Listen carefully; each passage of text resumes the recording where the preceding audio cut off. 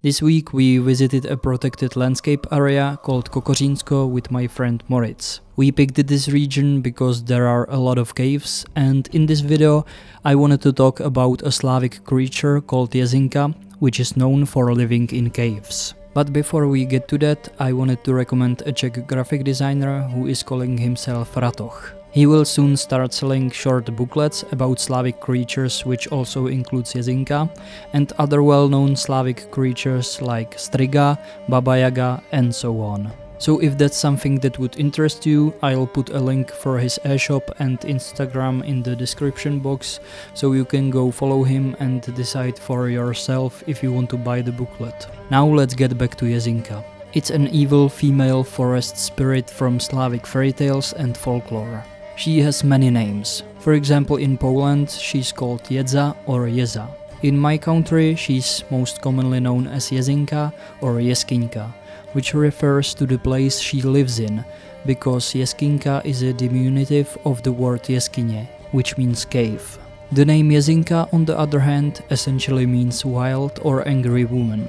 She might sometimes also be called Divoženka, which is composed of the words divá žena, which literally means wild woman. Although I have to say that I'm not 100% sure that Jezinka and Divoženka are the same creature, because I couldn't find any confirmation of that. I always thought that they are one and the same, and it's just a different name for the same creature.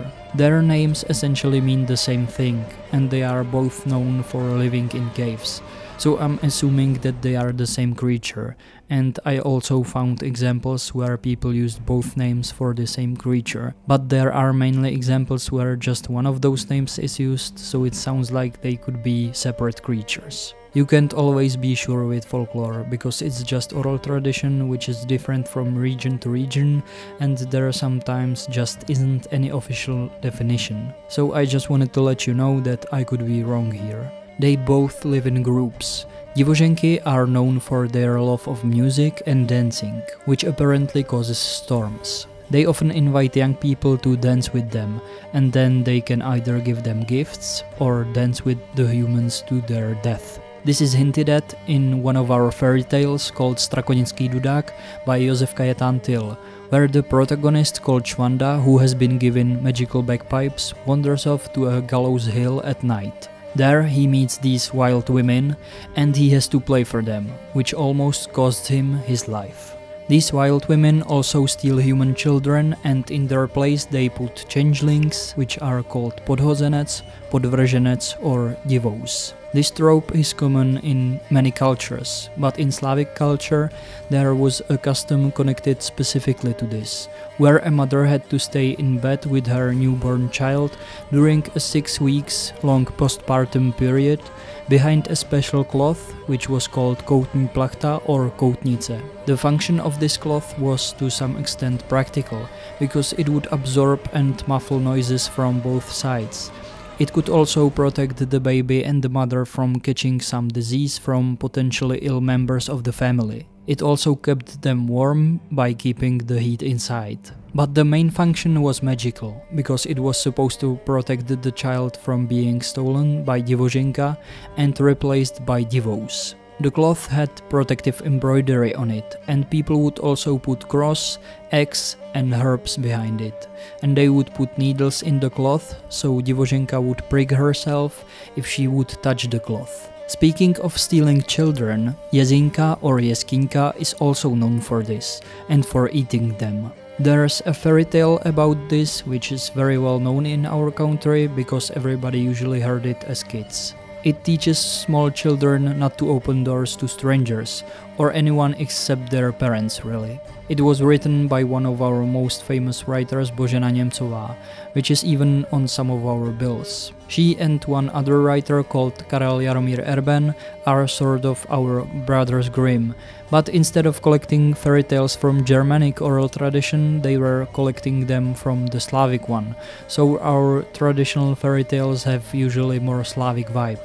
I'll probably do a whole separate video about Němcová and Erben in the future, but now to the fairy tale written by Němcová. It's called O Smolíčkovi, Smolíček is a small boy and he's being raised by a deer with golden horns. Before the deer goes outside to graze, he says to Smolíček to close the door after him and that he can't open it to anyone, even if they were to plead with him using the sweetest voice, because it could be evil forest women Jezinky. So Smolíček listens to him, and when he hears this sweet voice behind the door, he doesn't open. But then he hears an even sweeter voice, which says that they will put only 2 fingers inside the door, and as soon as they warm up a bit, they'll be on their way. Smolíček can't resist and opens the door slightly, but as soon as the 2 fingers get in, a whole hand pushes through, the door opens, and it's Jezinky, of course. They take Smolíček and run away with him, but he calls to the deer, which is grazing near, so he hears Smolíček crying for help. He takes him away from Jezinky and teaches a lesson to him at home, not to open to anyone.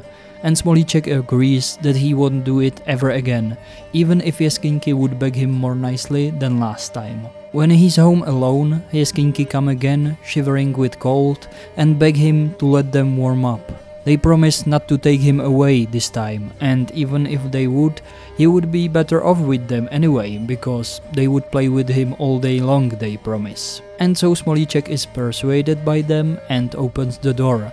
But they take him again immediately, running away with him, threatening to kill him. Smolíček is trying to call the deer again, but without success this time, because the deer is grazing far away and can't hear his crying for help. So Jezinky drags Smolíček to their cave and start feeding him to fatten him up. After a few days they cut him into his pinky finger, and because it seems that it's fat enough, they put him into a pan and they are carrying him into the oven. Smolíček is crying and begging for mercy, but it's pointless, he's lost.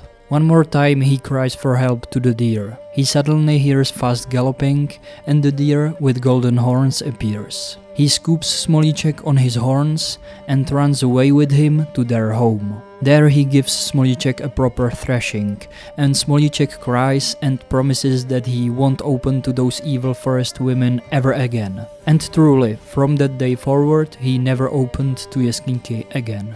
As you can probably tell, the part where Jezinky want to eat Smolíček is very similar to Hansel and Gretel, which is not surprising since a witch is called Ježibaba in Czech, and it has the same root word as Jezinka. Ježice means bristle, and in this context it essentially means being angry, so bristling with anger. As you can see, there are blurry lines between creatures like Ježibaba, Jezinka and Divoženka, and as I was saying in the beginning, it's sometimes hard to tell if they are different creatures or just one and the same, because there's a blend between them in many areas. Another interesting and morbid fairy tale is called Jezinky, and it was written by Erben. It's about a young orphan boy called Janeček who is looking for work. He finds an old man with empty eye sockets sitting on a porch of his cottage. His farm animals are calling out to him because they are hungry, but the man is blind and can't go with them to a meadow to let them graze. The boy offers him his services, and the old man agrees, but warns him not to go to a meadow in the forest, because Jezinky would come, put him to sleep, and gouge out his eyes as they did to the old man. So Janeček listens to him, but after a while he says to himself, why should he be afraid?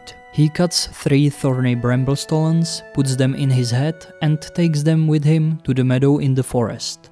While the goats graze, Janeček sits on a rock in the shadow and rests. Suddenly a beautiful young girl appears in front of him, greets him and offers him a beautiful red apple.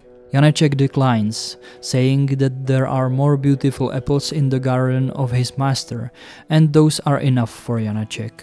The girl disappears, but after a while another, even more beautiful one is standing in front of Janeček, greeting him and offering a stunning rose to him. Janeček declines again, saying that there are more beautiful roses in the garden of his master, and those are enough for Janeček. The second girl angrily walks away, but after a while the third and youngest one appears, offering to brush Janeček's hair. He says nothing, and as the girl approaches him to brush his hair, he takes off his hat, takes out one of the 3 thorny bramble stolons, and whips the girl's hands with it. She starts screaming and crying for help because she suddenly can't move.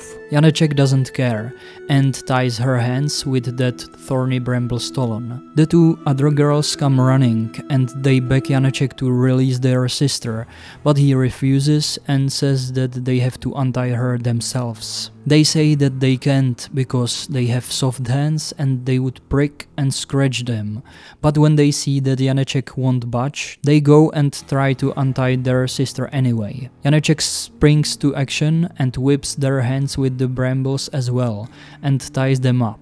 Then he brings the old man to the meadow and tells the first girl, "Tell me, where did you put his eyes, or else I'll throw you into this river here." She's trying to lie to him at first, that she doesn't know anything about that, so he picks her up and he's about to throw her into the water, but she starts screaming, begging for mercy, and promises that she will tell him. She takes him into a cave and there's a pile of all kinds of different eyes. She picks up 2 of them, but when Janeček puts them into the eye sockets of his master, the old man starts lamenting that all he sees are owls, so these aren't his eyes. Janeček picks up Jezinka in anger and throws her into the water. He asks the second one to give him his master's eyes. The same follows, but this time the old man starts lamenting that all he sees are wolves, so these aren't his eyes either. So the second Jezinka is thrown into the water right after the first one.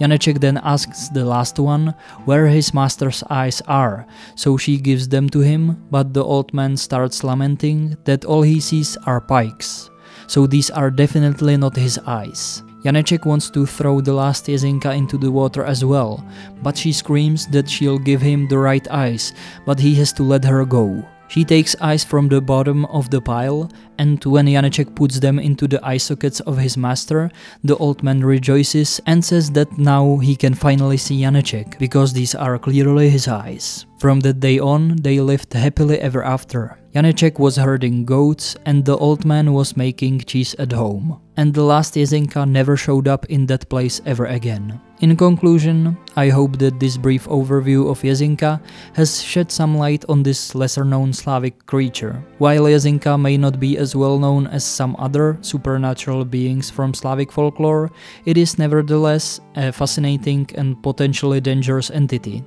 If you ever find yourself exploring the woods or caves in some Slavic country, be wary of these wild forest women and heed the warnings of the locals. Stay safe and enjoy your adventures in the great outdoors.